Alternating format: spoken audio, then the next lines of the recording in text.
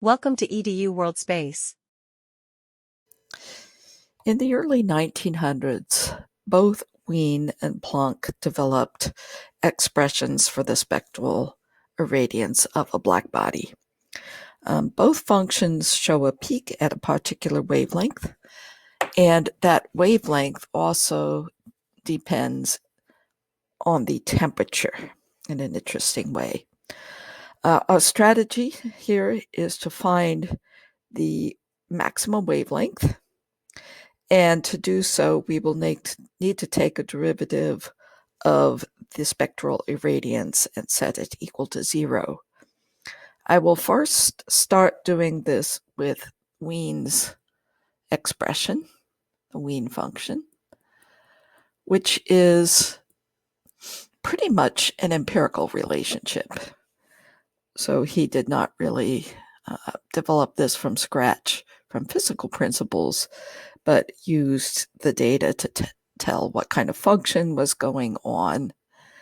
And you can see from the function that there are a couple of undetermined parameters that Planck will carefully work out in a little bit later.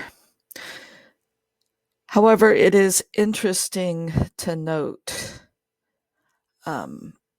yes, that there are two parameters and that this is good at shorter wavelengths. That is, there was a separate law, the Rayleigh-Jeans law, that worked for longer wavelengths. Anyway, what we need to do to find the maximum is to take the derivative of this function with respect to lambda. And that is not too hard to do. It's a little complicated. But we basically want to take the derivative using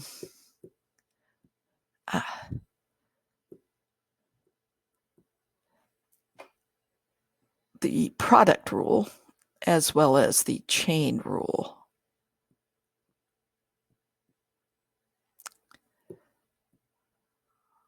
And yes, we want to take that derivative with respect to the wavelength. So there are two terms. The first term is the lambda to the minus fifth. So that is quite straightforward. The second term is a little bit more complicated. So we need to take the derivative of the exponential, which is simply the exponential again, and then using the chain rule, take the derivative of the argument of the exponential. And that will give us positive b over lambda squared times temperature. To find the maximum, we must set that equal to 0. And now we have a couple of terms, but we will note that there are some things that can cancel. So the a will cancel. The exponential should not turn into 0, so we can simply get rid of that. And we can multiply through by lambda to the seventh power. Let's do the 7th power. Okay. And then we simply get 5 times lambda is equal to, and there'll be a t on that side as well, b.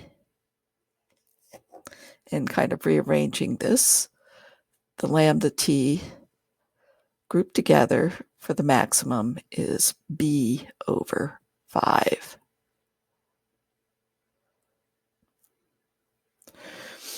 Okay, now b is a parameter.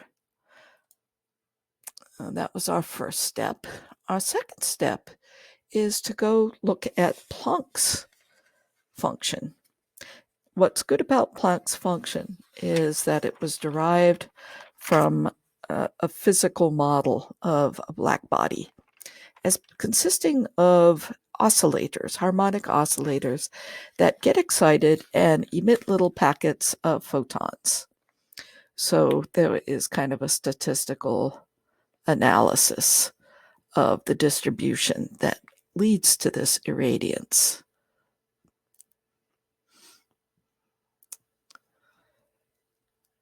And there are some things that look very similar to the Wien theory.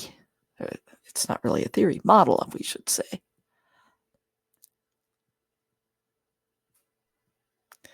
But what is of great note is that the constants are now fairly well defined.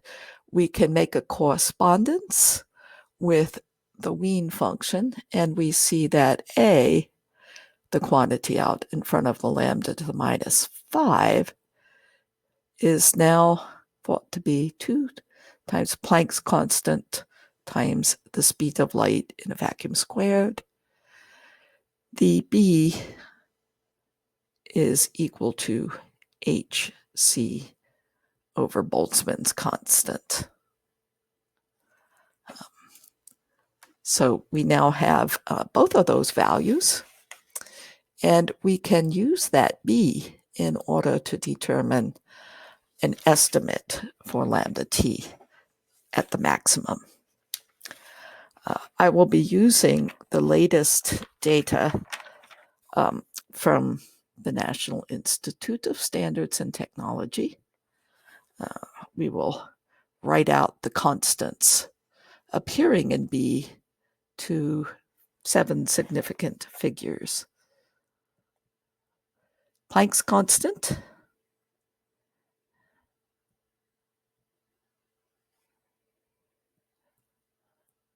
I am writing down in SI units, joules times seconds, with 7 significant figures. The speed of light in a vacuum, the same.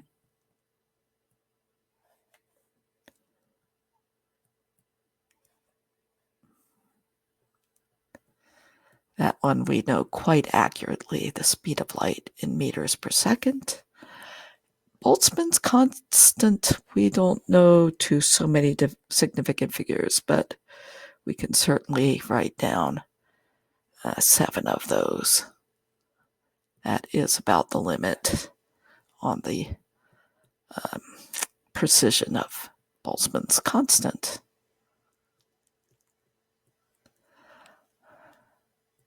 And Boltzmann's constant is in joules per Kelvin.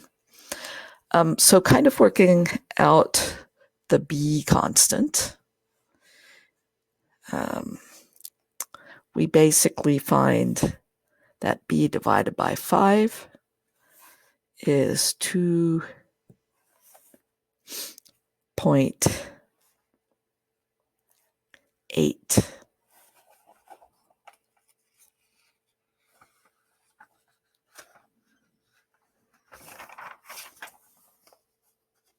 Make sure I don't need a few more decimal places. Yeah, 2.8775. We'll write it. I think I can get it. Yeah, here, let's get a few more significant figures. 2. Yeah. Probably I should write B out, but we'll write it as divided by 5.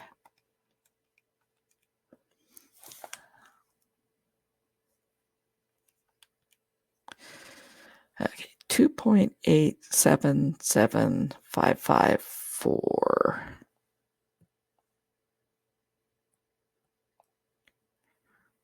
times 10 to the minus 3. And the units will be meter times Kelvin.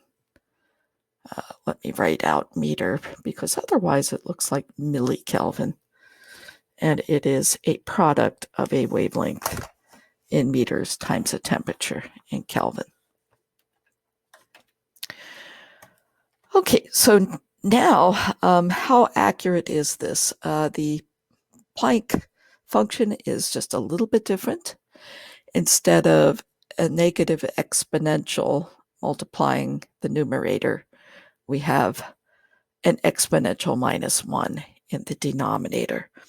So now I am going to try taking the derivative of the Planck irradiance and set the derivative equal to 0 and redetermine the maximum with this new function.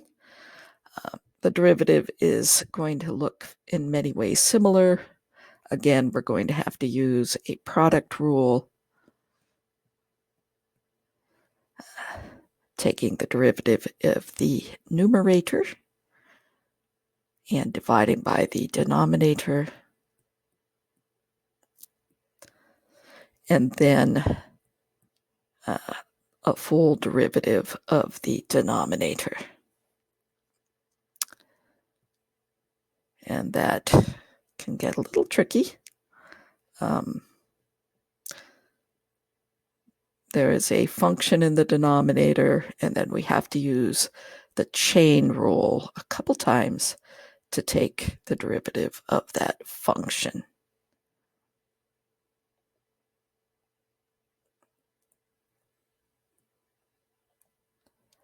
So kind of a messy looking thing. Again, we can see that there are some things that will cancel. And we know what a is, but it will cancel. And one of the powers of the exponential minus 1 will go away. We can multiply through by lambda to the 7th again. And if we group everything together, what we'll get is the following relationship, that lambda times t is equal to b over 5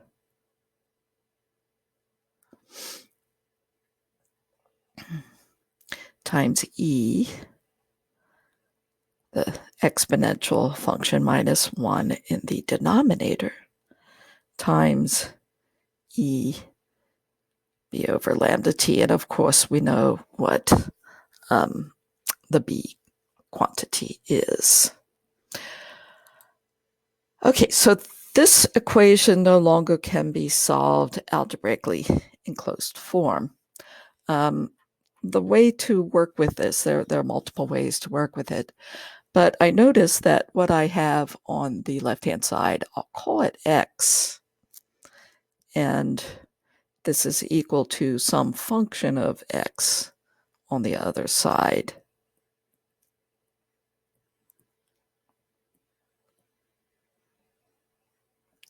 With b just the known constant that we've already worked out. And so one way to solve this would be to guess an initial value of x, evaluate the right-hand side, and this will become a new guesstimate for x. And then you can kind of put in an iteration loop until the left-hand and the right-hand side do not change anymore.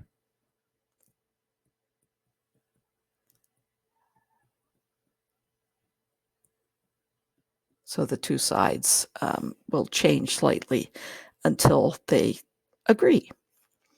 And what should you put in as an initial guess? Well, here's where the first step with the Wien's function can help. So our first guess will be 2.877554 times 10 to the minus 3. And I found that this settled down quite quickly within a couple of iterations. it gave me the following equality between the two sides when x was 2.8977720 times 10 to the minus 3. Okay, the initial guess was slightly off.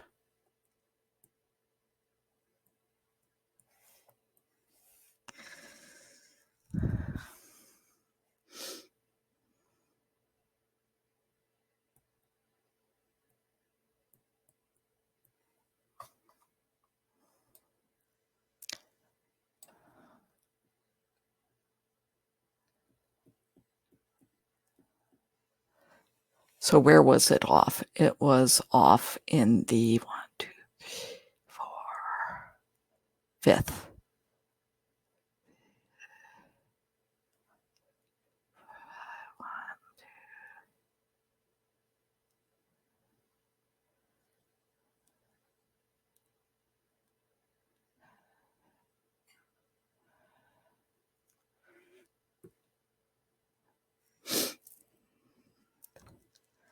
Yeah.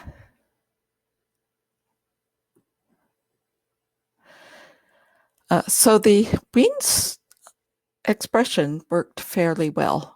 We were off by a very, very small amount.